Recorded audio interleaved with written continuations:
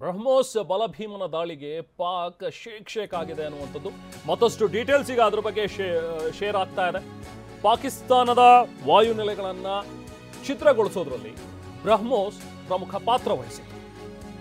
ದೇಶಿ ನಿರ್ಮಿತ ಬ್ರಹ್ಮೋಸ್ ದಾಳಿಗೆ ಪಾಕ್ ಏರ್ಬೇಸ್ಗಳು ಧ್ವಂಸವಾಗಿವೆ. 15 ಸೂಪರ್ಸಾನಿಕ್ ಕ್ರೂಸ್ ಕ್ಷಿಪಣಿಗಳಿಂದ ಆಗಿರುವಂತಹ ಅಟ್ಯಾಕ್ ಇದೆ.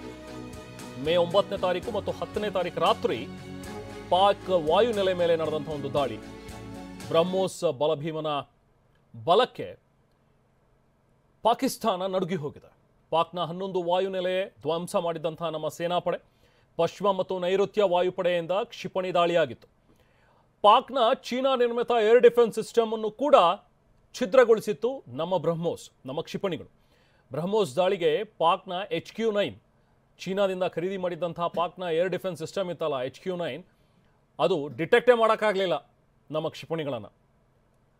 ಆ ಏರ್ ಡಿಫೆನ್ಸ್ ಸಿಸ್ಟಮನ್ನೇ ಕೊಲ್ಯಾಪ್ಸ್ ಮಾಡಿತ್ತು ನಮ್ಮ ಕ್ಷಿಪಣಿಗಳು. ಸಿಂಧ್ ವಾಯುನೆಲೆಯಲ್ಲಿ ಅನೇಕ ಡ್ರೋನ್ಗಳನ್ನು ಕೂಡ ಉಡೀಸ್ ಮಾಡಿದಂಥ ಒಂದು ಖ್ಯಾತಿ ಈಗ ಬ್ರಹ್ಮೋಸಿಗೆ ಸೇರುತ್ತೆ.